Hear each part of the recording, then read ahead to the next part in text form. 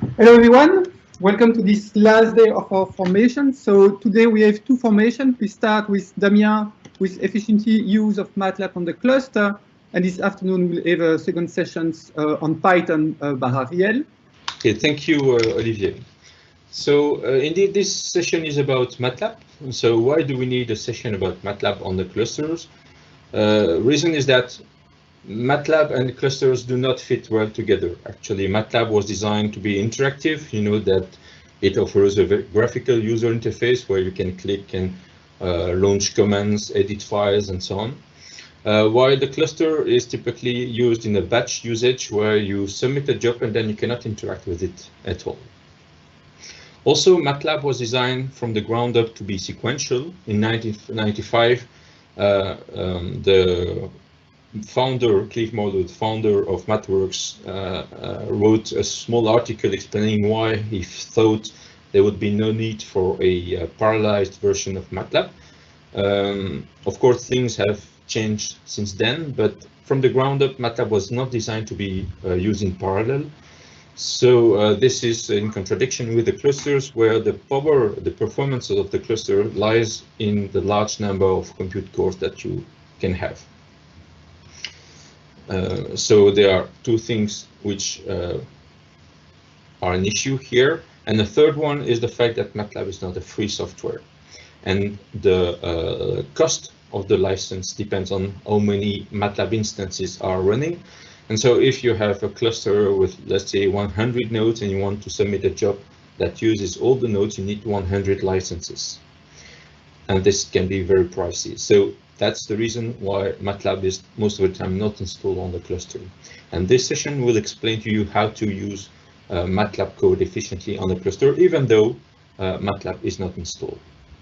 So the session will be separated into two parts. The first part will be about using Matlab in batch mode, so without using the graphical user interface, and making sure that it can run on a computer unattended. That is one thing. And the second thing will be about using Matlab in parallel, because as I said from the beginning, it was not designed to be a parallel software, but there has been additional component to it to make it usable in parallel, both from commercial parties and both from as a free software. So the first thing is about using Matlab in batch mode, and you might be used to this. So a graphical user interface where you can click to have dialog boxes where you can set up some parameters, and then you can have plots where you see the results of some process and so on. This is a very old snapshot. Matlab, the graphical user interface of Matlab has changed a bit since then, but you get the idea. And the idea is that when you submit a job to the cluster, you do not have this graphical user interface. So you need a way to start your Matlab script unattended. And how do you do that with Matlab? We have two ways. First one is to redirect the content of your script through the Matlab standard inputs. And so this is the first step here. So if you attended the session about Linux, you understand that this symbol here means that Bash has to feed the contents of this file into this command. And so when you do that, Matlab will start and it will immediately start processing your script, my script here. There's another way to start it automatically, is to use the -r argument. But this works with functions and not scripts. And so typically, if you have a function and you need to give it arguments, you can use -r and then your function, its arguments. And then, yeah, it's important you need to run the exit command here automatically, because otherwise Matlab will start, it will run this, and then it will wait for further inputs. And so if you are in a job on the cluster, you do not have further input, you cannot access the console, so you need to run exit here. But it's not all, because not all script will be able to run in a batch from the start. There are things that you will need to adapt. And most of the time, you will need to transform the actions that you do with your mouse or by opening files or opening menu in the graphical user interface, you will need to change that into commands in the script itself. So for instance, if you need to fiddle with the path, so the path is the set of directories where Matlab is looking for files when you are running commands, just like in Bash or in Python. Most of the time you can set it with menu files, menu options, but here you will have to set it with the add path command. So you have two ways to run it, either like a function or like a command. Both have the same effect, and if you run this, it will add this subdirectory to the path to the list of paths where Matlab is looking for the command that you are trying to run. When you do that, make sure to use relative paths so that your script can be used either on your laptop or on the cluster, but you should never, of course, use a file name like this, which is typical to Windows, which you might have to use when you are on your laptop and your laptop is running Windows. On the cluster, it's not Windows, so make sure to have the slashes also in the correct direction. Same thing if you need to open files and if you need to bring variables in your workspace, variables that are stored in a file. In the graphical user interface, you can click in open file, choose your .mat file, and then it appears in the workspace. Here you cannot do that. You need to use the load command. Here it works the same as the add path. It can be used as a function with a parentheses or as a command. So again, here make sure that you provide a path which is compatible with Linux on the clusters. And the same holds for saving your results. Most of the time you can use the graphical user interface, run a command, and then you come back later, you look at the interactive shell and you see the result. On the cluster, if you do not save the result explicitly to a file, you will lose it, because as soon as your job is finished, Matlab is killed and you cannot go back to the Matlab instance to retrieve the results. So it's very important at the end of your computations to save the results to a file so that you can bring the files back to your laptop for the processing or for backup. Second thing you need to think about is that you will not be able to answer any questions that your script might be asking you. So if you have a script that asks for some parameters or some information at the beginning of the script, you will not be able to provide that information when the job is running on a cluster.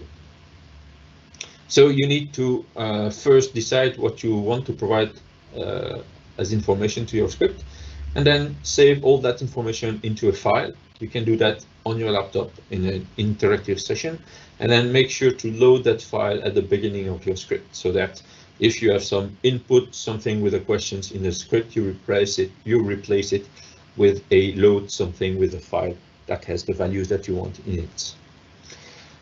About the figures also, you will not be able to see the figures that Matlab might plot, because you will not have a screen connected to the compute node where your job is running. But Matlab has a nice command called print, where you can actually use the plot command, just like if you were on your laptop and you were expecting the plot to appear and to show up. You can use plot, create your plot with all the arguments that you want, and then on the cluster you will not see the plot, but you can use a print command, and you give it a file name and you give it a file type, and it will create a picture, an image, with the content of the plot that was created by the plot command here. So even though on the cluster you will not be able to display results, you will be able to save a picture of the results. You can do that, or you can also save all the result as a resmat, as a .mat file, and then move the file on your laptop and then use the plot command on your laptop to fiddle with the options and make sure that the plot looks like what you want. Also, one thing that you will not be able to do directly on the cluster is any library that has a graphical user interface. So for instance, here you see an example of the independent component analysis library, where typically you can click here and there to set up the parameters, to set up the inputs, the output, the transformations, and so on. You will not be able to do that on the cluster, but nearly all libraries also have an API, so a set of commands that you can use that directly corresponds to the actions in the menus or and so on in the graphical user interface. So there, if you are using libraries, external libraries or third-party libraries like Simulink also, for instance, you will not be able to click here and there, but you will have to look into the documentation on how to script the whole process that you wanted to follow with the library. So when you have adapted your script, you need to launch it, and I said that you have two options, either with the redirection like here or with the -R option like here.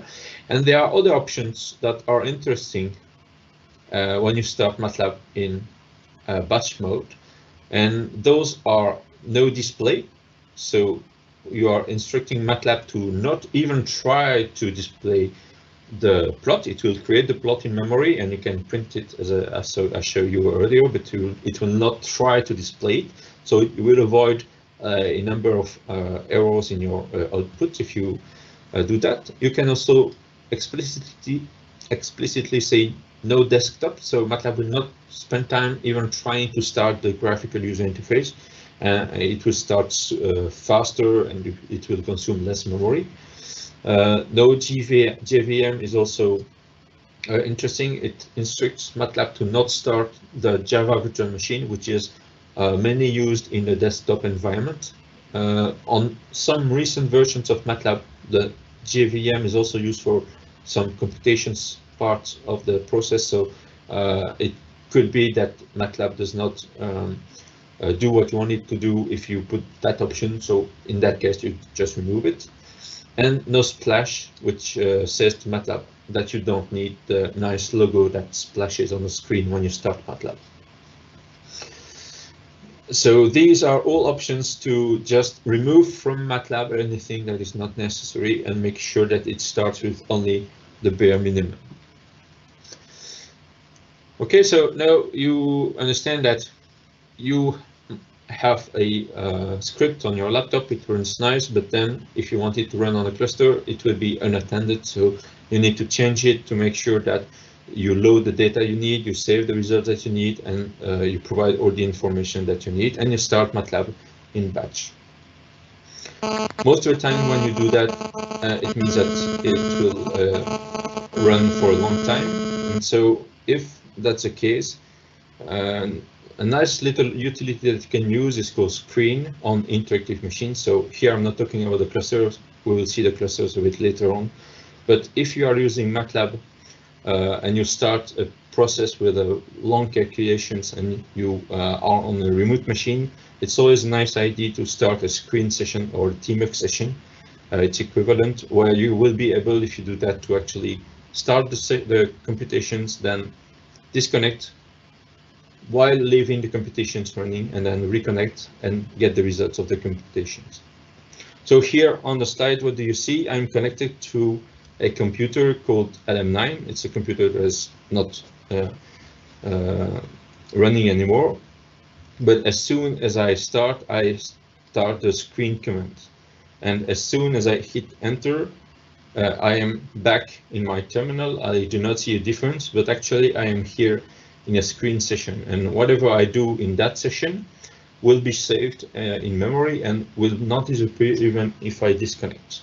So disconnection can be unwanted due to, for instance, your laptop crashing or your network connection disappearing, but you can also do it on purpose with Control-A-D. So if you are in a screen session, you hit Control-A and then you hit D, and then you are detached from the session. And once you are detached, you can just use logout, just like on any SSH session, to log off the machine. And you see here that I am back to my laptop, which is called NCORS. Then a bit later, I can connect back to that machine with SSH and use screen again, but here with this option, which means reattach. So I'm asking here screen to not create another screen session, which will be the case if you do not give the -r parameter, but to actually reconnect and reattach to the screen session that is already running. And then boom, magically I end up in the same state where I left when I hit Control D. And so if at that time the computation is done, I have the results here. So if you have never played with screen before, you can try to start now. So here is a small example that I suggest you can try. We have here at UC Louvain 2 machines named Sesame and Bruffens, where you can try to connect. It will not be easy to connect to them. You will need to go through your to the GW gateway, the CC gateway that you are using usually. So if you are using, if you are from ULB, it will be gwcc.ulb.ac.b and so on. From UC Louvain, it will be gwcc.cism.usl.be and so on. And then if you have a CC login, you can try to connect, or if you don't have, you can ask in the Q&A for a tutor login, and we will provide you with one. Otherwise, I will just show you the example here. So the idea is that in my home directory, I have a file prepared. I will just show you right now. So here, I am actually connected to the Sesame computer. I've started Matlab. Actually, it started as a graphical user interface. And you see that in my batch directory, I have a go.m file, which looks like this. It's a C program that just tries to approximate the values of pi with random computation. So here, my script just asks for how many random draws I need to do, and then it will run a command which is defined in a subdirectory. And then what I do is store the, prepare the variables to store the results, and print the approximation of pi, and then plot the results here. So if I run this, if I run simply go, it's asking me something. So if I do this, you see that it gives me an estimation with here with only 1,000 points. It's not very accurate, and it creates a plot where you can see the convergence towards the actual value, which is shown here as the red line. So this is a basic script, but it does a few things that are worth noting. It asks for input from the user, it creates a plot, and it does not save the result, it only prints it. And then last point is that it's using a pymc command, which is actually here in the my tool directory. So this is an example of a script which was not designed to be run unattended. So what I will do now is quit the Matlab session here, and I will just disconnect from that machine, and then I will reconnect, but without the graphical user interface. So I have disconnected from the SSH session, and now I am back on this computer. I will load the Matlab script, the Matlab module again, and then I will go to my directory here, and then I will show you that using the screen command, I will start a new session where I will be able to start Matlab interactively, for instance. So here, as I disable the graphical user interface, it's just starting in command line. So you see that I can try to run it again, and then I now hit Control A D, and you see that I have detached from that machine, from that screen, sorry. And then if I type exit, I disconnect from the remote machine. So here I am back on my laptop.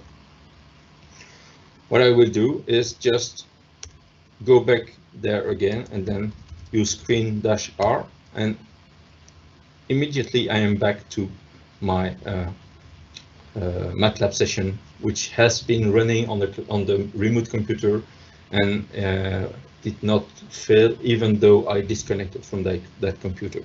So Screen is a nice utility. It's not the best one.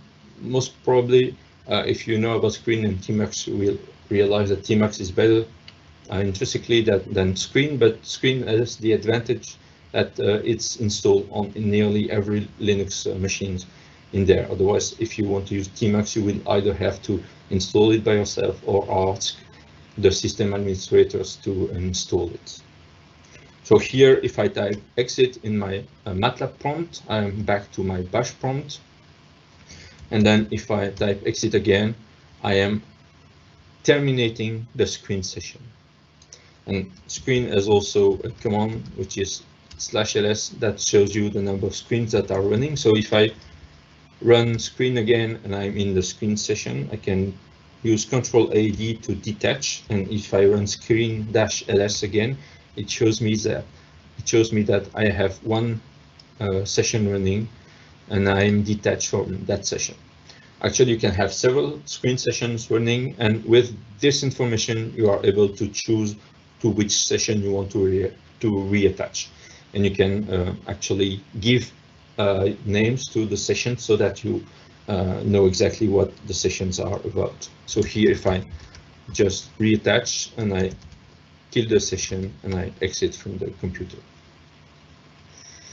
So this was an example of how to use Screen on a remote computer, a Linux remote computer, to be able to run Matlab in a terminal session and then disconnect. And I showed you this little example, which I mentioned earlier, and it produces this output. So this is how you can connect to a machine and run Matlab in a Screen session and then disconnect. But it's not the way you would use it on a cluster. And the way you will use it on the cluster is the topic of this next subsection. So do not hesitate to ask any questions in the Q&A, and I will monitor what happens there.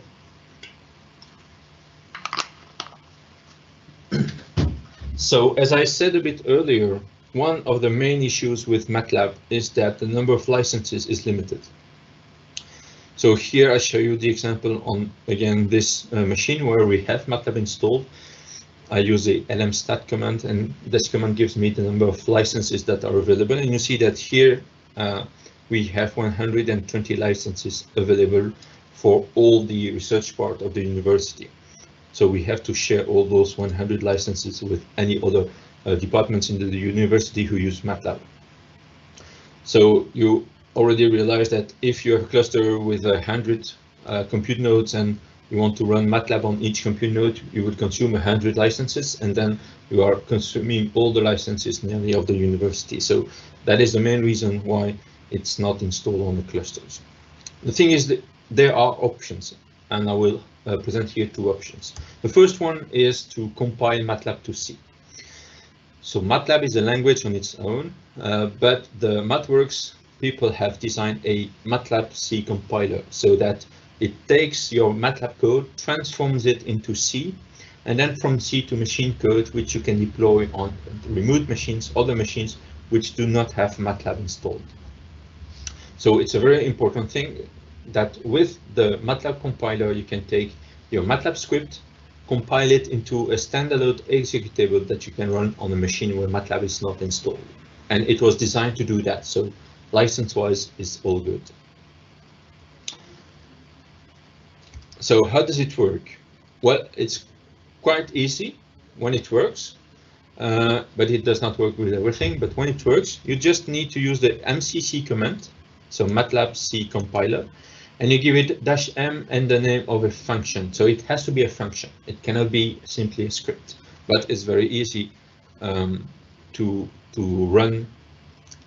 transform a script into a function most of the time it will work simply by setting a name as a function to the script. So I see here a question, which is, can I run multiple screen sessions and open multiple Matlabs? Yes, you can. So you can run multiple screen and use a -ls option of screen to list the sessions that you have. You can have multiple instances of Matlab running into those sessions. And then if you do that, the best option is to give a name, an explicit name to the session, so that you know which session you want to attach to in the future.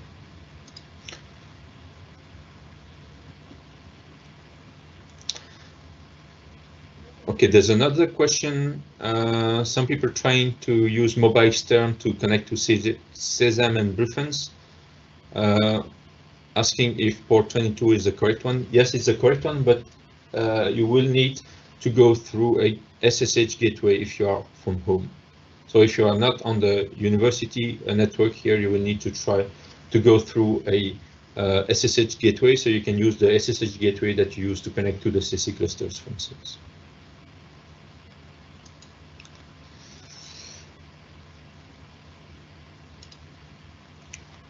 Sorry. Okay, so you use the mcc command -m and then your function. And if that function has dependencies, you can add all the dependencies. Most of the time, it could be additional functions, it could be a file with information, with data in it, and so on. You can add them with the -a mydir. And so if this is a directory in which you have code, or in which you have data that are needed by the my function here, you can use -a to add this to the package. So Matlab will create kind of a bundle with all the information it needs to run the compiled code on a machine where Matlab is not installed. And so here you can have multiple -a options here also if you have multiple directories that you need to attach. One thing that is very important is that when you use a -a mydir here, you cannot use the @path function. So remember that I said earlier that when you have a script that uses functions that are defined in other files, typically in a graphical user interface, you add the path using the clicks in the environment section or so on to add the path in the path list of Matlab. And I said that you cannot do that on the cluster, so you need to use @path to add the path explicitly in your script.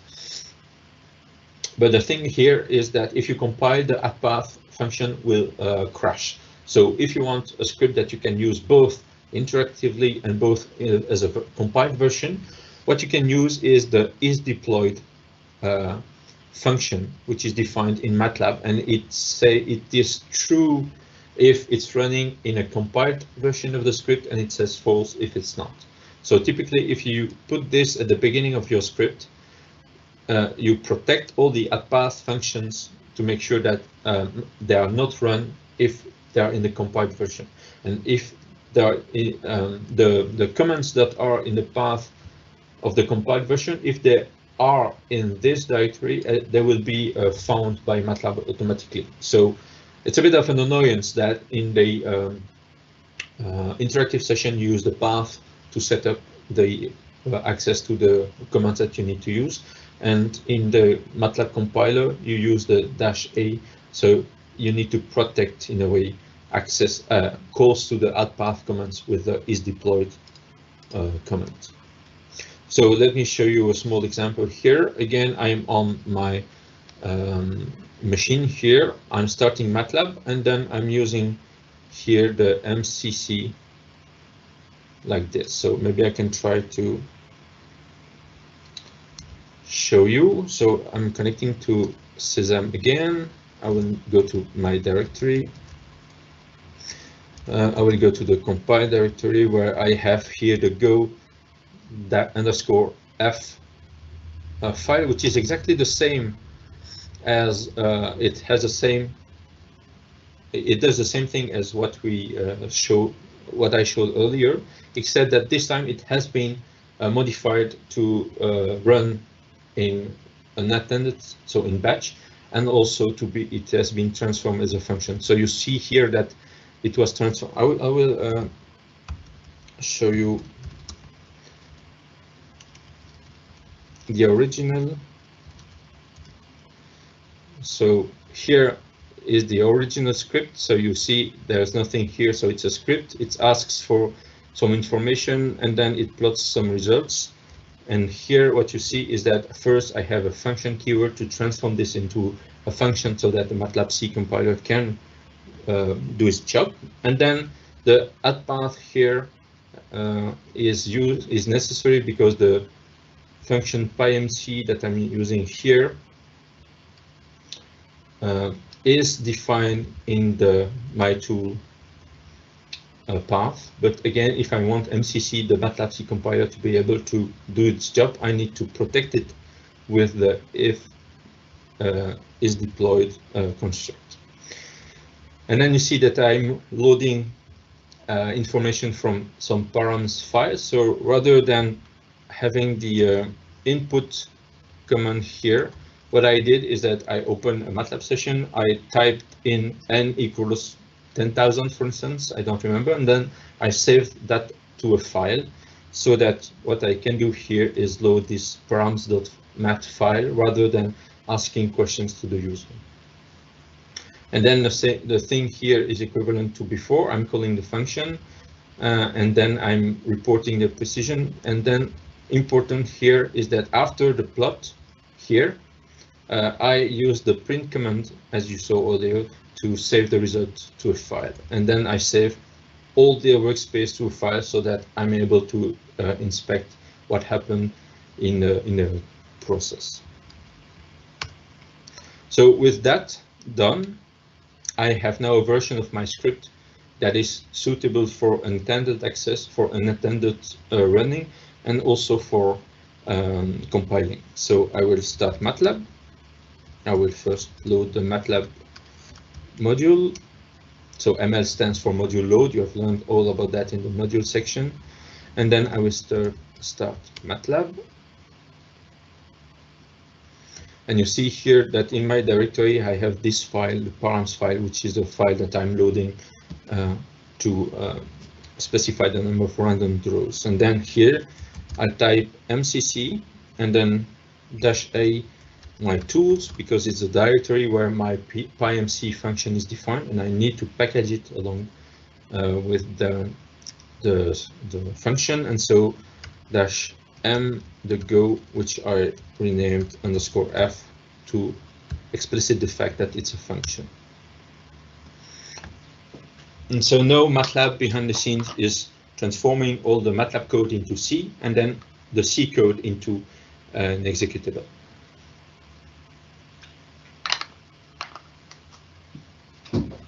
So it takes a bit of time because there's a whole machinery behind the scenes that it needs to start and do its job.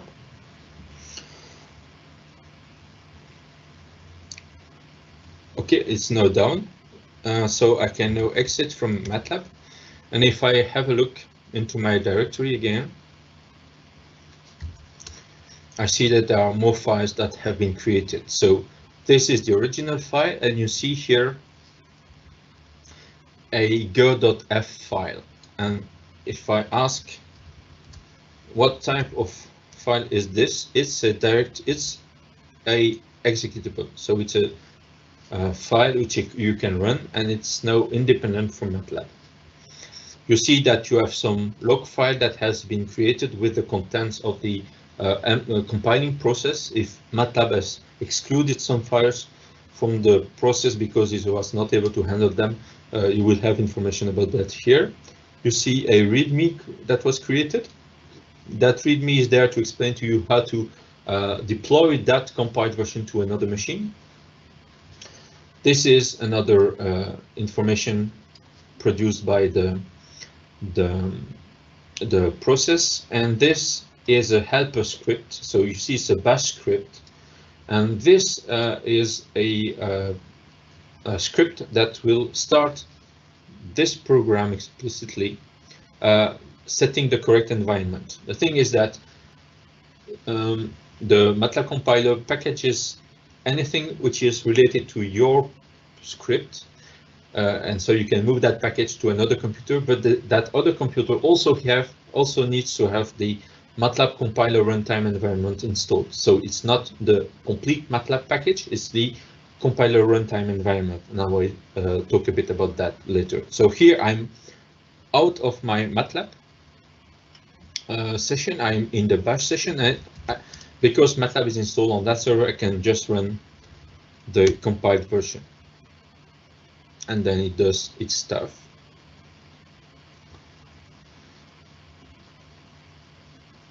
I don't remember how many random draws I asked it to do. Okay, no, it has produced so it's 60,000 points. It has produced a result, and now it's taking care of the whole plotting part of the script. So we have to wait a little bit, and now it is done. And if I look in the directory, what you see is that it has created those two files. So one with res.mat with the content of the workspace after it finished the job, and the plot.png file, which is the file that was created by the plot command. And so I can have a look at that file, and you see that it's a picture of the plot that was created with Matlab. So here I'm just showing you exactly the same thing, but with the slides. So additional files have been created, and if you run it, you have the plot.png files that are created. I said a bit earlier that not everything can be compiled actually, because there are limitations to what a compiler can do. If you attended a session about interpreted languages, you heard about the differences between interpreted languages and compiled languages. And there are things that interpreted languages can do that compiled languages cannot do in terms of mostly evaluating parts of its own code. And as Matlab is interpreted, it can do things, for instance, with the eval function that it cannot do in a compiled version. So if you look into the documentation of the Matlab C compiler, you will see that there's a section about the limitations. Most of the time, you will be able to go around those limitations unless you are doing things very specific. But it's important to understand that not everything can be compiled from Matlab to C. So I mentioned a bit earlier the Matlab C, Matlab compiler runtime. So I said that with the Matlab compiler, you can package your Matlab script and put it on a computer where Matlab is not installed. But actually, it needs the Matlab C compiler, the Matlab compiler runtime. It's called MCR. So the nice thing is that part of the Matlab is also free. You can develop it, deploy it anywhere you want, and it works like this. Let me show you. So in a Matlab session, if you run the MCR installer command, maybe I can try to show you. It will give you a path where you will find a binary installer for that compiler runtime. So here, MCR installer. Okay, here it says that it cannot be found, but I can download it with this command. So in previous versions, it was installed by default, but here you need to first download it with this command, for instance. And then when you have that, it gives you the path to that installer, and then you can use that and install the Matlab compiler runtime on other machines. And I give you an example here.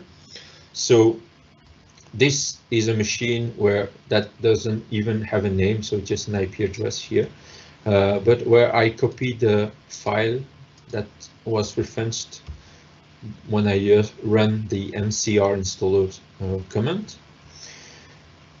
And then on that machine, what I can do is run it. It's just a binary script, so you can run it. It's a very large file because it has a lot of the internal commands of Matlab built in.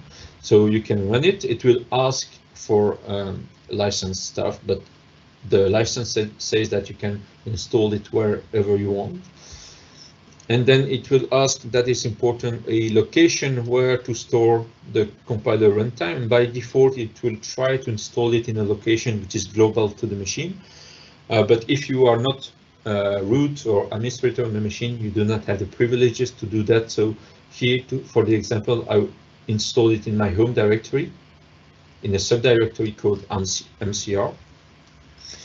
And then what I can do is use the scp command to copy the data that was created, so the package that was created when I run the mcc command, and move all the files there to the same machine where I installed the MATLAB C compiler, the MATLAB runtime compiler, so MATLAB compiler runtime, sorry, the MCR.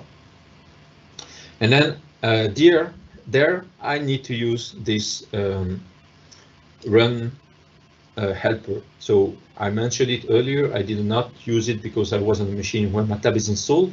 But if you have installed the MCR by yourself in your home directory, rather than running the gof command directly, it's easier actually to run the helper script here, and you specify to the helper script the path where you install the MATLAB compiler directory, sorry, the MATLAB compiler runtime.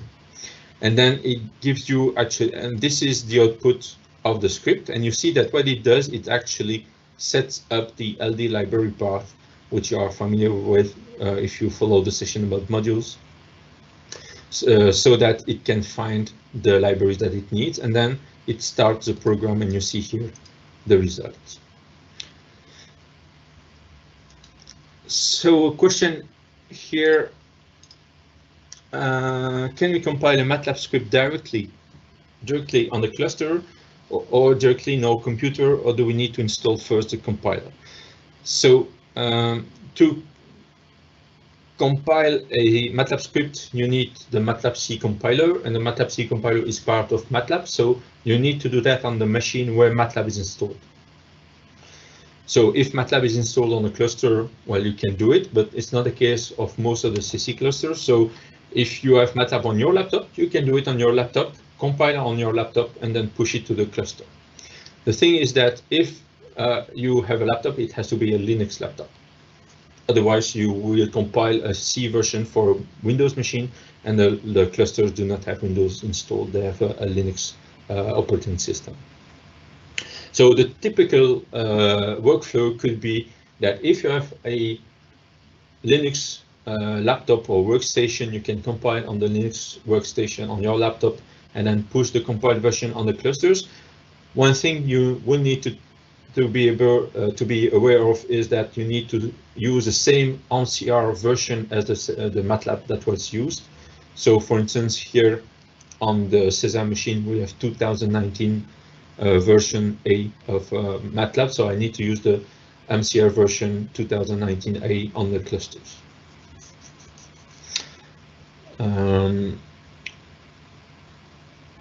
Okay, I hope that answered the question. So, but I will show you an example now. So for instance, here I will disconnect from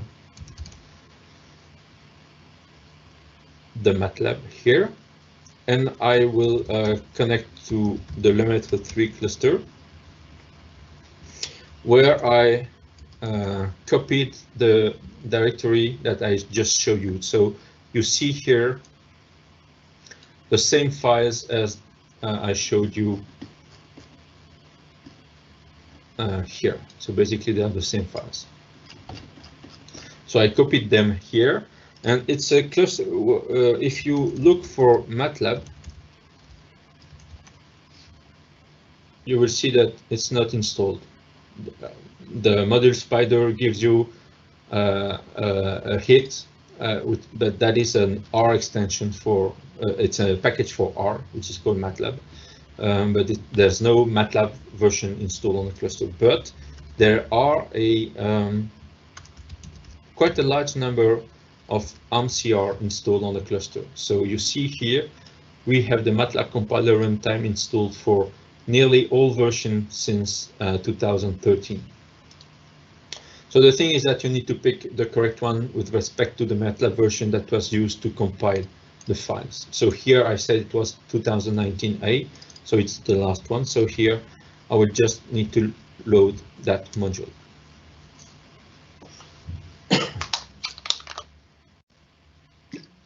Once the module is loaded, then you can run it as if Matlab was installed on the cluster. So we have the executable here, and I will just start it like this.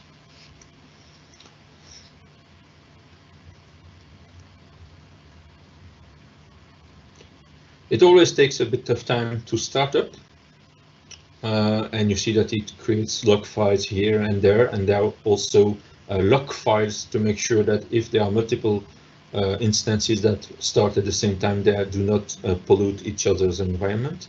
And you see here that it has run the computation part already, and so now it is producing the plots. So here I'm on a compute cluster. I'm running interactively on the front end, but it would work exactly the same in a submission script for job.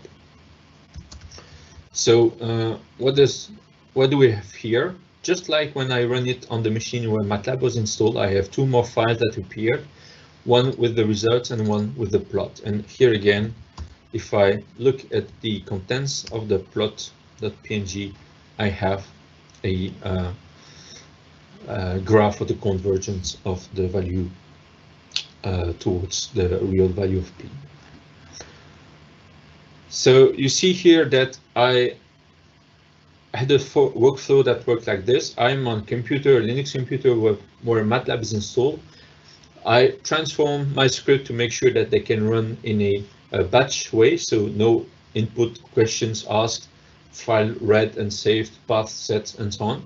And then I transform it in a function, and then I use the Matlab C compiler to transform that function into a executable. With that executable, I can copy it to a machine where Matlab is not installed, but where the Matlab compiler runtime is installed.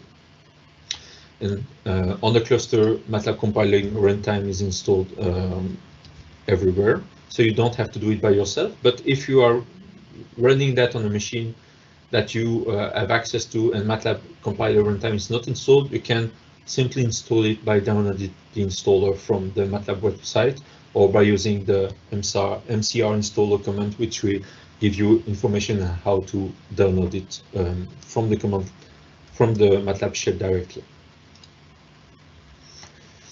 So that was the first option. The second option is to use Octave rather than Matlab. So Octave is a language which is mostly compatible with Matlab.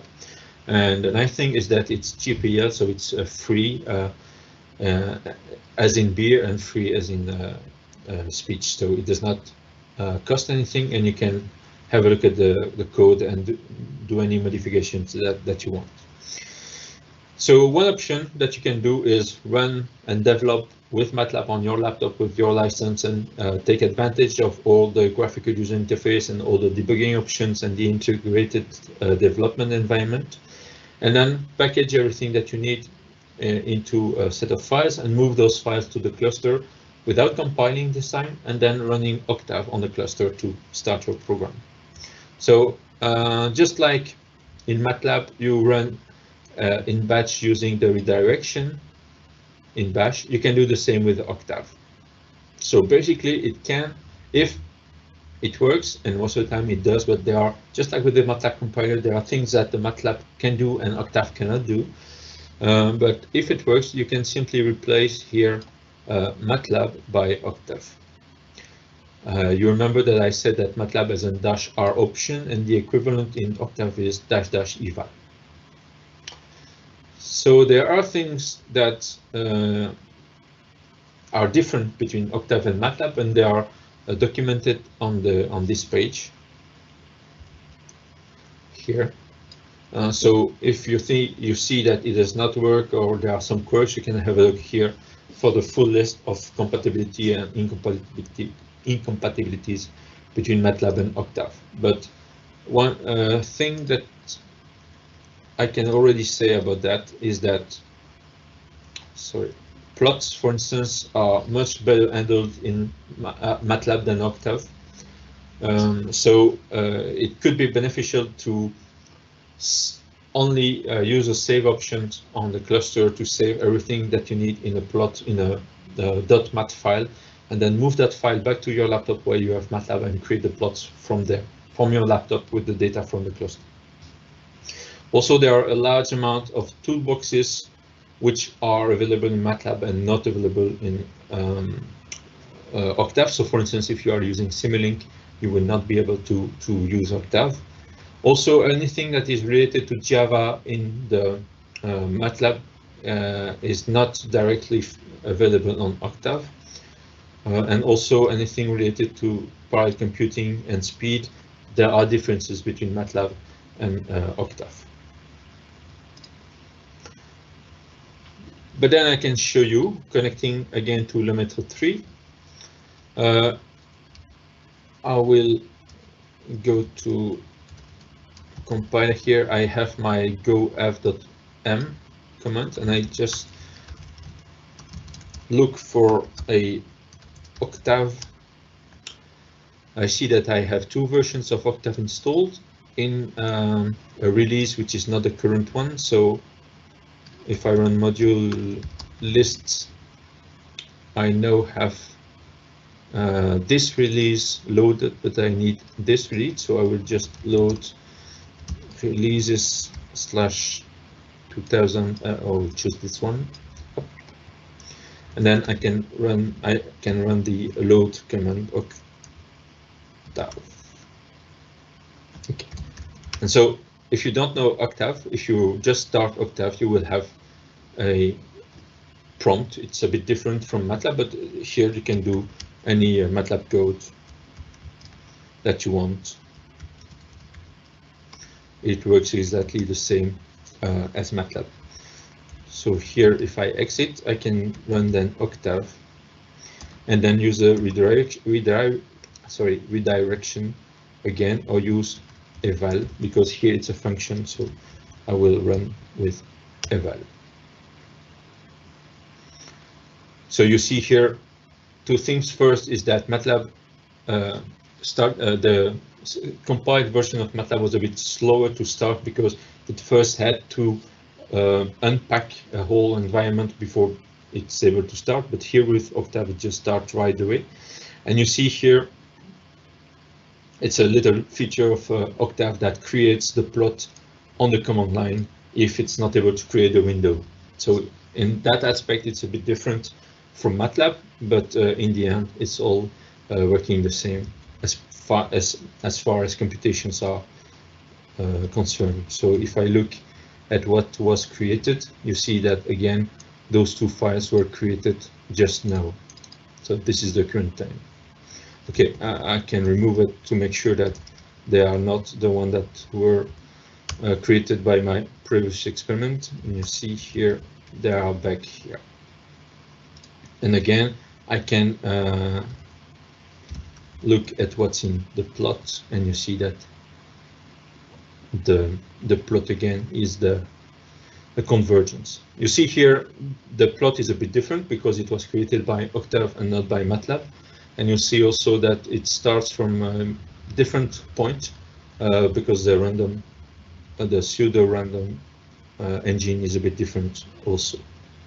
But here, I did not do any change to my Matlab script other than those that are needed for making sure that it can run unattended, and I am able to run directly the script or the function here using Octave rather than Matlab. So again, Octave is free, so it's installed on most of the clusters. If it's not, you can ask for it. Make sure to use the module spider function to try to find it. It could be as it was on Lemaitre 3 here on a different release. So just make sure that you load the correct release. And so here is the example I just showed. So that concludes the first part of the session, which was about how to use Matlab in batch and not interactively, so not using the graphical user interface, but rather using the command line interface and starting Matlab without the desktop and so on. And I show you how to deal with the fact that Matlab has license attached to it. First thing you can do is compile Matlab to C and then deploy on a machine where the MATLAB compiler runtime, the MCR is installed, and it's the case of all the CC clusters. Or you can install the MCR by yourself on the machine if you have access to it. You do not need admin privileges to do that. So the first part was about how to use MATLAB in batch mode. Second part here will be how to use MATLAB in parallel. So I said earlier that in 1995, Clive Mollo, the founder of MathWorks, actually issued an article where he said there were not enough potential customers for justifying a significant development effort to bring MATLAB from a serial version to a parallel version. But then a bit later on, actually 9 years later, in 2004, MATLAB customers and users have organized a survey from where it appeared that there were 27 independent parallel acts or developments made and designed to create a parallel compatibility for MATLAB. So at that time, the MathWorks company understood that there was something to be done, but it was already a time where multiple additional third-party packages were produced and developed to address the fact that MATLAB was not able to run in parallel. And that is where the MathWorks created the parallel computing toolbox, which we will talk a bit about later on. So actually, since then, using MATLAB in parallel can be done either with no effort at all, or with a little effort, or with a lot of effort. And actually, you will see that these three titles correspond to distinct ways that you can run MATLAB in parallel, but I was a bit lazy and I didn't want to come up with better names for the sections.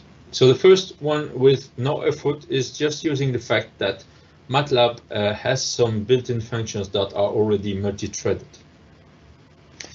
So here I show you an example of the sign function, where I'm computing the sign of a random vector of size n here. And the thing I wanted to show you here is that MATLAB has a function called max_num_com_threads that can be used to set the maximum number of computational threads that you allow MATLAB to use. And so with that, you can control MATLAB and make it either a serial version or a parallel version. Actually, that function has a bit of a history.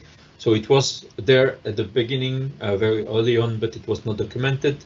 Then it was documented but deprecated, and now it is not deprecated anymore, and I'm not sure it's documented or not, but it still works. So for nearly the 10 years I've been giving this training session, the max_num_com_threads has been deprecated, but it was still there for all the 20 versions from since then. And so here you see the evolution as a number of threads used, so number of CPUs used, of the time it takes to compute this. So I'm using here the tick and here the toc commands to compute the time it takes for MATLAB to compute the sign of this random vector. And then you see that it takes 6 seconds with only one CPU, and then as you add more CPUs, the time eventually decreases. So here it does not make much more difference if you have 6, 7, or 8 CPUs, and so if you add 12 more CPUs, you will not gain much for this particular example. But this is a way to limit the number of CPUs, so you can actually try to find a good spot where you are using as many CPUs as MATLAB is able to use, but not using too much. Because if you attended the session about parallel computing, you know that if you are there is overhead related to parallel computing, and so sometimes even when you add more CPUs, you actually increase the running time of the machines of the process. So here is the list of everything that is built in the parallel way. So basically, they are all these are all the commands that run over a vector. So if you apply the same sign, exp, acos, tend, abs, and wrap logical command to a large set of vector, MATLAB is able to actually behind the scenes use OpenMP for those who follow that session, to actually split the array into different parts and have several processes or threads on the same machine process each part of the array and then create a single array with all the results. Another thing that is readily parallelized is everything that is related to linear algebra. And the reason is actually that the linear algebra part of Matlab and all the FFT part of Matlab is delegated to the Matlab kernel library, so the MKL. So if you follow the session about the Intel compiler, the commercial compilers and commercial optimized libraries, you know about MKL.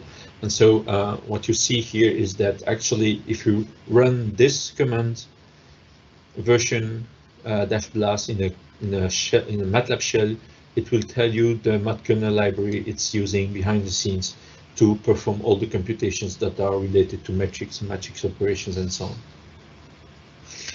So this is a very nice thing, which was not there from the beginning, but the fact that MATLAB uses the MKL behind the scenes and uses OpenMP behind the scenes makes it very easy for you to run stuff in parallel. So if you have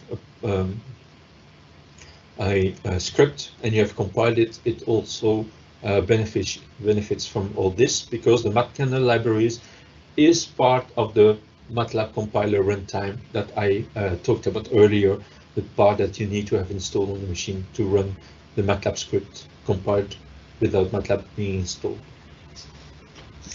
So it's a nice thing. If you remember, I talked about Octave. Octave is not linked to the MATLAB kernel libraries because there's also an issue with the license there.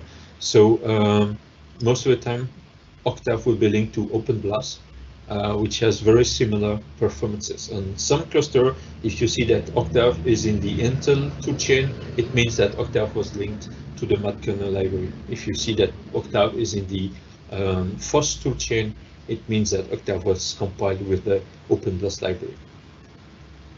So this is really no effort. You just need to make sure that when you submit the job, you request for sufficiently enough CPUs, because there's no point in only requesting one CPU and hoping for MATLAB to do the job in parallel. So you need to use a -C or -- CPUs per task option, just as if it were a multi-threaded software, which it is. So with also no effort at all, if you have the money, you can buy the power computing toolbox. I think on some cluster or on some machines in the universities, you have some license of the power computing toolbox.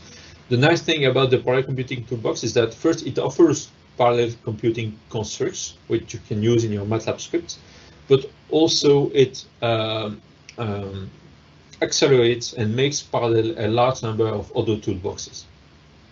So for instance, if you are using the bioinformatics toolbox and using the tools in that toolbox, and you also have the power computing toolbox, actually without you doing anything, all the tools in the bioinformatics toolbox that can benefit from running in parallel have a parallel version in the power computing toolbox. So just by acquiring that license, you make all the tools from the bioinformatics toolbox, the communication toolbox, the global optimization toolbox, automatically ported to a parallel version without doing anything and without changing a script. But then you need to pay for the license for the power computing toolbox. Now, from no effort, just using MATLAB as it is, or paying a bit more to have the power computing toolbox, to a little effort. And that is by actually splitting the work explicitly and then using Slurm's option. So I'm sure you followed the Slurm session a bit earlier, or you have used Slurm in the past. So here I'm gonna just show you how you can split a simple loop into multiple loops and using Slurm. So I will assume I'm in the process of needing a loop from 1 to 1000, and that each iteration in the loop is different, and the iterations are independent. But first I will answer a question, which is the maximum number of computational threads equal to the number of cores. So yes, by default, max num_conf threads will be equal to the number of cores that Matlab can find on the machine. You also have a dash single core option or dash single CPU option, I don't remember, to tell explicitly Matlab that you wanted to start with only a serial option. But by default, it will be set to, just like OpenMP, it will be set to the number of CPUs it can find on the machine. So back to my example here, I have a loop going from 1 to 1000. I assume the iterations are independent, so it could be 1000 files that you need to process, or 1000 values of a parameter which you need to test to do some parameter sweeping. Does not depend, it does not make any difference. The thing is that the iterations must be independent for this use case. So this loop can be rewritten into this loop. You understand that if you have one loop going from 1 to 1000, you can split it into 10 loops going from 1 to 100. Okay, so if you are able to do that and it gives the same result as this, what you can do is just remove the outer loop here and replace it with this. And this is what? It's actually a way to get the Slurm proc ID from the environment. So here the idea will be that rather than having one job with one process doing the full loop from 1 to 1000, we'll have one job with 10 processes doing each a tenth of the job. And so each has to know where it will start, and where it will start is based on the Slurm proc ID.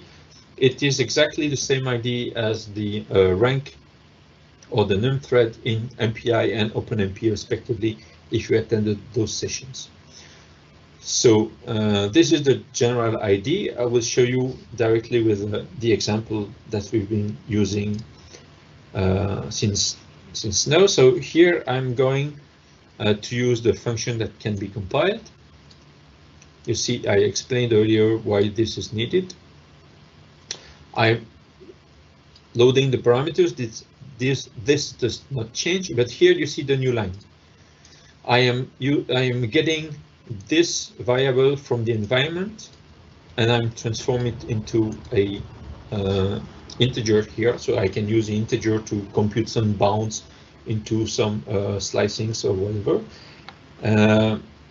And then here I am again using my PyMC function to run the estimation. I'm printing the results, and here most importantly, I am saving the result into a file which depends on the ID that was given to me by Slurm. Okay, and that is the important part, because we will tell Slurm to start actually 10 or multiple 2 or 4 instances of that script, and each instance will have a different value set for this environment variable. So each will create a file with a different name, and that is the idea that they will all perform the same code but on different data. So with that, I need another script to merge the results. As I just said, we will have multiple res 1, 2, 3, 4 files created by each of the instances of the script. And so here what I'm just doing is from the number of tasks which I need to pass as a parameter, I will load each of the files that were created and then plot the result and save the plot just like before. So you see here that I have done two things. First one is make use of the Slurm proc ID environment variable to differentiate the files that I created, and then I remove the part where I merge the results into a separate script. The thing is that if we want to run the previous, if we want to run this multiple times, it's what I just flashed here. You need multiple licenses. We need actually one license per Slurm task. But the nice thing is that we know what to do now. We can either use Octave or use the compiled version. So here is an example. And if you are connected to the method 3 or to an interactive machine, you can find the example into this directory. Here is a bash submission script for using Octave, and here is for using the compiled version. So they're both looking exactly the same. First, I have here some parameters to specify the characteristics of the job. So here I'm using 2 tasks. And then here I'm loading the correct module. Here I'm loading the Octave module, and here the MCR module. And then I use srun with either Octave or the compiled version directly. And so srun will start, in this case, 2 instances of this, with one that will see that the slump proc ID variable is 0, and the other one will see that the slump proc ID variable is 1. It will be exactly the same here with Octave. And then I, as a second step in the job, what I do is run again Octave or Matlab compiled here with the merge script. So the second script that I showed you, that either I use with Octave or I compiled it the same way, exactly the same way I compiled the gof function. I can compile the merge script, and then you know that this script needs, I will show you again, the number of tasks here to be given in argument. So this is how you give it in argument in Octave, and here you can simply put it on the command line with the compiled version. And so here, both will do exactly the same thing. Once with the compiled version in Matlab, the other one with Octave. It will start as many Octave instances or compiled version as there are tasks that have been defined in the script here.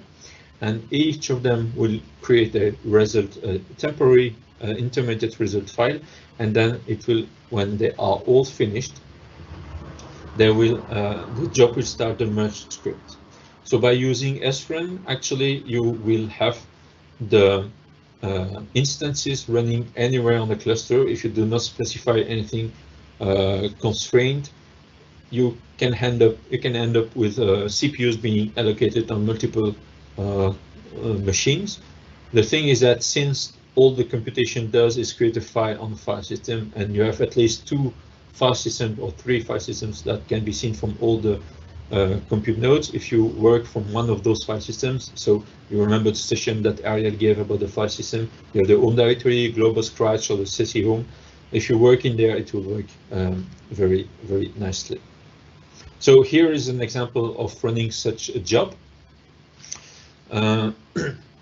So this is the content on the man-back cluster, which is a cluster specific to UC Louvain. You see that it has created the plot file, and it has created multiple res files, and also, as you would expect from a Slurm job, it has an output file. And if I have a look in that output file, what I see is that I have multiple lines here corresponding to each instance that was started. And then you have here the output of the instance that was started afterwards with the merge script, the merging script. And so here is the output of the sruns, and here is the output of the merge script. And you see I use Octave here, but it works exactly the same with the compiled version. So here what I did is I took my large loop and I split it into, in this case, 5 subloops, independent subloops, and I use srun to start 5 instances of the script, and each script uses the slurm proc ID variable, environment variable that is set by Slurm, to choose a name for the result file, the temporary intermediate result file, and then I have another script that merges all the information and gives the final result and creates the plot.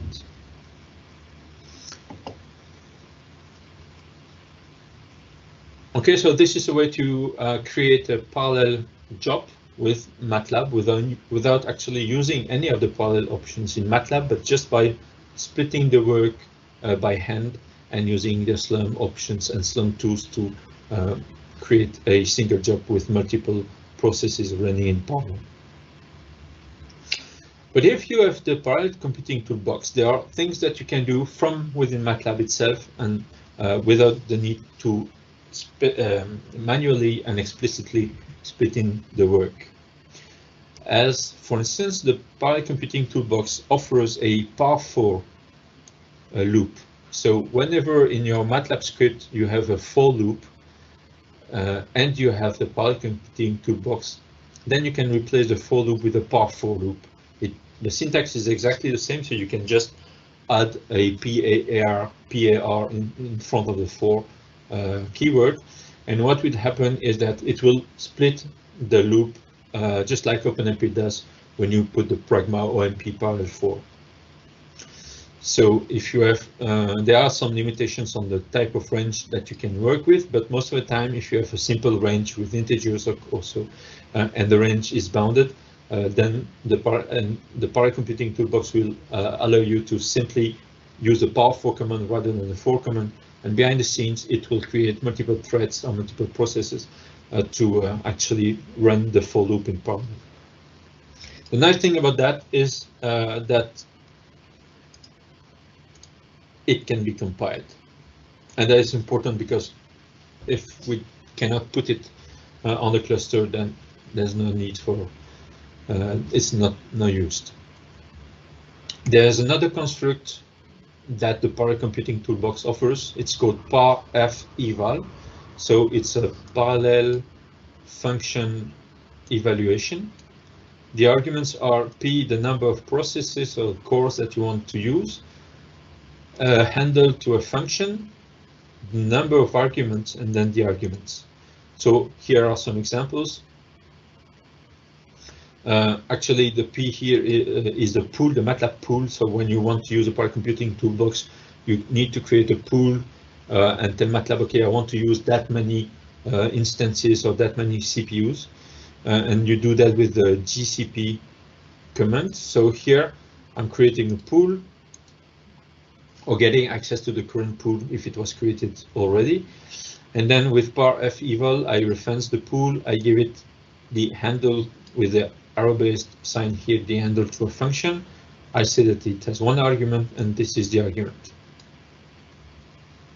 And then this is non-blocking, but basically it will run this function in parallel, and then you can fetch the result with this. So this is the idea. I will not go further with this because it cannot compile. Most of the time, such compilation will fail. And mostly the reason will be that it's using behind the scenes the eval command, which, if you remember, I said it's one of the differentiating keys between interpreted languages and compiled languages, the fact that you can eval commands on the fly, and so it cannot, sometimes, most of the time actually the compilation will fail. But there are tools that are given by third parties that allow also to run in parallel. One of them is multicore. And so I like it a lot because it's using the file system, so it can run across multiple nodes. And it's also available in Octave. So the way it works is like this. You first need to start what they call slaves with the start multicore slave command. You can start them anywhere you want on the cluster, as long as they all have access to the same home directory. And then what you can do once the slaves are running is you use the start multicore master command here. You see that it takes a also handle to a command here, the eigenvalue command, and it takes an argument, which in this case is a cell array. So I'm sure you know about cell arrays. It's a type of array in Matlab when you can have multiple items of different types and size inside them. So here I'm first creating a cell array with 10 elements, and each element in the cell array is a random 100 by 100 matrix. And so if I have a look at what A is, you see that there are 10 100 by 100 matrices. And actually, when you start the multi-core master, as I explained earlier, you have a cell array as a result, and each element in the cell array is the application of the function on the corresponding element in the input array. So A is the input cell array, and cell res in the output cell array, and you have this that holds. And all this runs in parallel and is taken care of by all the slaves that are started. So if you have more slaves started than you have elements in the cell array, it's not an issue, so some of them will not do anything. If you have less slaves available than you have cells in the cell array, they will just take care of all the job one after another. So if you have 10 slaves and 20 elements in the cell arrays, you would have first the 10 slaves take care of 10 elements in the cell array, and as soon as one has finished, it will take care of the 11th element in the cell array, and so on. So maybe a small example here.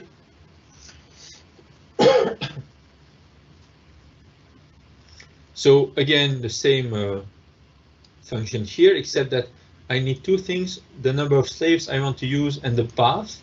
I said earlier that the slaves, they all synchronize using the file system, so you need to choose a place on your home directory where you have the synchronization files.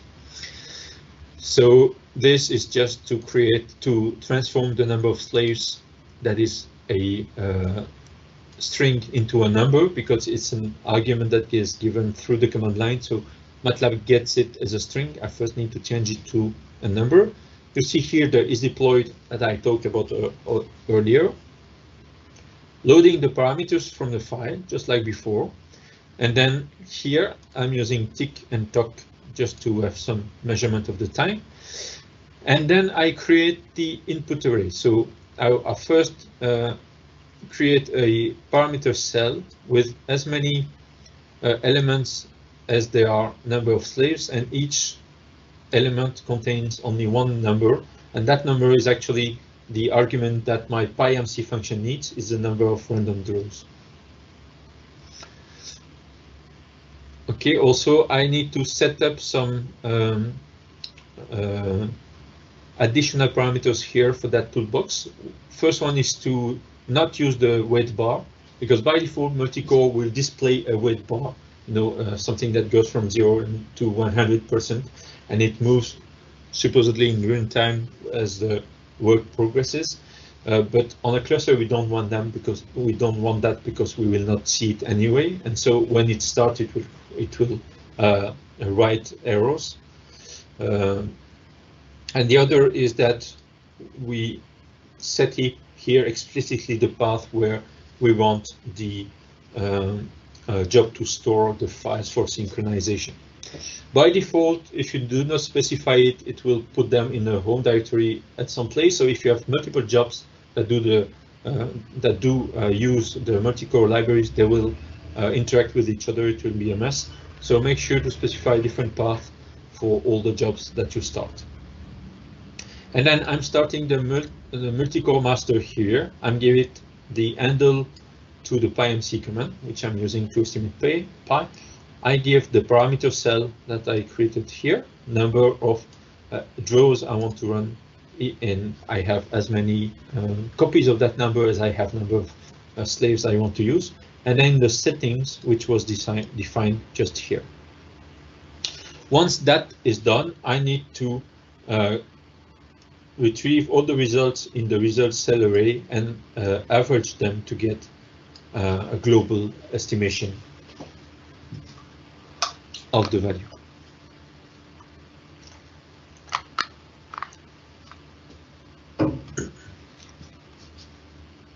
So this is how it works, how the multi-core works in Matlab, and it works exactly the same in the IDE with Octave. And Octave has a parse cell fun, so exactly the same idea, number of cores, handle to the function, and cell array with arguments to the function. So here I will compute the eigenvalue of each of those random matrices in parallel using two cores.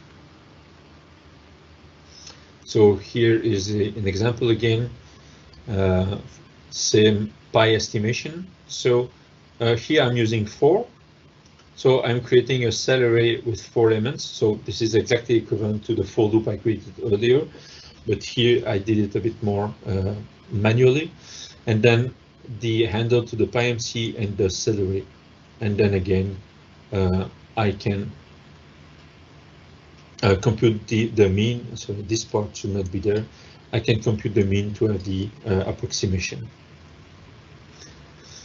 Okay, so if I'm using the parcel fun, nice thing is that I can use simply srun with dash CPUs per task, and then the same way I would use octave on the cluster, and it will allocate for CPUs for the job on the same machine here. So it has to be on the same machine. I just talked about the parcel fun. There's also a par array fun. If you don't want to mess with or to play with cell arrays, you can create a multi-dimensional matrix where the third dimension will be the number of times that you need to call this function. So by defining A like this, I will run the eigenvalue function on 3 100 by 100 matrices, and I get the result as an array and not as a cell array. So this is the equivalent of the functionality offered by the parallel computing toolbox that I just showed. But I mentioned also that the multi-core library is available also for Octave, so you can do exactly the same as with Matlab with a multi-core library. So first start the multi-core slaves, and then create a cell array and start a multi-core master with the cell array. So the ideas are really the same as with the par eval function and so on. The difference is that here you do the job by yourself, and in the par f eval the job is done by Octave. So how does it work? Again, in my example, I need here a small loop to create the parameter cell array, and I use a start multi-core master. I give it a path again, which is given here. But I did not show earlier a submission script, but here is an example of a submission script. So here I use module load octave. If I'm using the compiled version, I would have here module load MCR, for instance.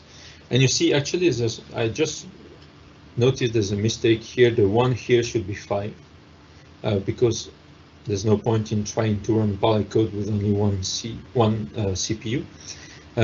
But okay, just imagine there's a 5 here. So with the srun command, we can use the dash multiprog option, which is necessary here because we have 2 types of processes that we need to start. We have master and we have slaves.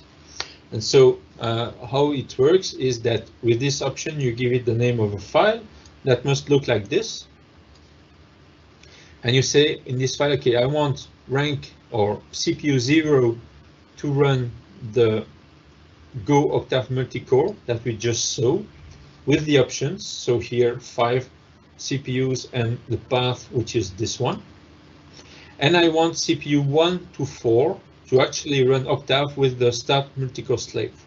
Because I said you have to start the slaves by yourself, but you can ask Slurm to do it. And so with a construct like this, you tell Slurm, okay, I want you to give me 5 CPUs. On one of the CPU, you run the main program that will distribute the work to the slaves, and on the other 4 CPUs, you run instances of the slave. So if you submit this, you get some results that looks like this. You see there's quite of information given back to you by the multi-core library to tell you what it's doing. The semaphore files are the files that it's using to communicate between instances, so between the master and the slaves. So it's all the machinery, you don't need to think about it. It's done automatically. And then what you see is that it's give you the value of it estimated using that many points, first in parallel and then with no parallelism, and you see the time it took.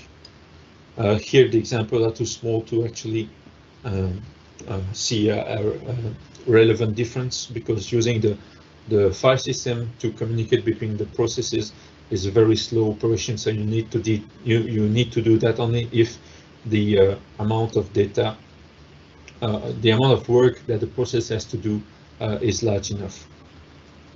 But here what I wanted to show you is that actually there's no way built in the multi-core library to stop the slaves. So Slurm will start the slaves, but here you see that the job was cancelled because of was cancelled by hand. Actually here it could have been cancelled due to time limit, but the thing is that Slurm will start the slaves, but it will have no way to know when to stop them, and from the Matlab we cannot stop them. So here you can either let the job reach the maximum hold time and it will kill all the slaves, or better is to check periodically when your job is finished and then use scancel to cancel the job if you see that the job has been doing what it had to do. So if you have any questions about that part, I was a bit quick maybe, but the main idea is to have a look at this multi-core library that you can use both in Matlab and in Octave, and you can compile it in Matlab, so you can try to see if it fits your needs. And this brings me to the third part with a lot of effort. And here, by a lot of effort, I mean that we are coming to the SPMD, so single program multiple data type of framework, which is the same as in OpenMP or MPI,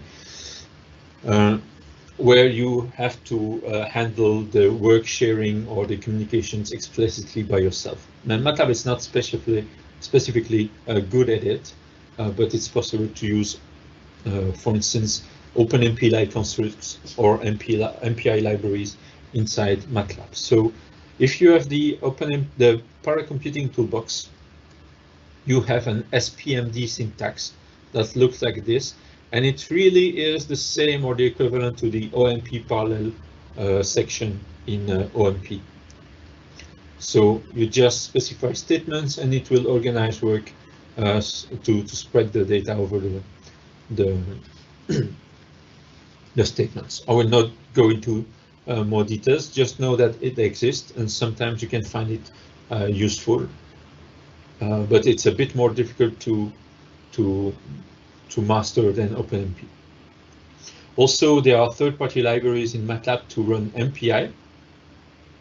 So the Lincoln Laboratory offers a Matlab MPI where you can have exactly the same MPI functions as you have seen in Fortran or C or even Python in the corresponding MPI session. And so there you need to explicitly manage the transmission of information between the different processes, and you start your compiled version with the MPI run. But the overhead is huge compared to using MPI in Fortran or in C. There's also a pMatlab, which is built onto MPI Matlab that just try to hide away the complexity of MPI and try to make it easier to use. So if you are interested, you can have a look at it. And also what you can do, if you are really into it, is use OpenMP Mex files. So if you know about Mex files, it's a way for Matlab to compile Matlab code into a intermediate binary code Mex file to make things go faster most of the time. And if you have to have C code inserted into Matlab code, and in there you can use the OpenMP directives to make your C code use multiple cores at the same time. Just like with Matlab, there's an MPI extension for Octave. Same advantages and same drawbacks. So you need to start it with MPI run. It can run on multiple cores on distinct computers, and you can handle communications between the different CPUs. but you have to program explicitly the work decomposition and so on. So this is all I wanted to tell you about this part, which is to use Matlab and Octave in parallel, and how to use Matlab and Octave on the cluster in batch. So just to summarize, most of your scripts will need adjustments because if in the script you have some questions asked to the user, or if you have some paths that need to be set, or if you have plots that are created, you need to adapt the script to make sure that first there is no question asked to the user, to make sure that all the plots are printed either as an image file or saved the matrix that are shown, or the data that is shown on the plot, to the disk, so that you can create the plot afterwards on another computer. Also, the paths need to be set up inside the script itself, and then when you do that, you can either use Octave or compile to put your script into the cluster and run on the cluster. If you are not running on cluster, but you are running on a remote workstation, you can use the screen command to actually start Matlab in the screen command, then disconnect from the remote computer, let it work, and then come back later. Here at UCL Louvain, we call those computers the interactive machines. For instance, the Brufens, Sesam, SMCS, and so on. And then we've seen that you can use Matlab and Octave in parallel. You need to know already that there are some multi-threading operations into both Matlab and Octave, so that you don't need to worry about it. Just think about using more than one CPU in your request for your jobs. And then you can use the multi-code library both in Matlab or in Octave to actually split the work by yourself and make use of multiple CPUs on multiple compute nodes to spread the work across the cluster. And then I just mentioned, but I did not enter into the details, that if you have followed the MPI session or the OpenMP sessions, you can use the same IDs and the same constructs inside Matlab and Octave using the MPI toolboxes in both.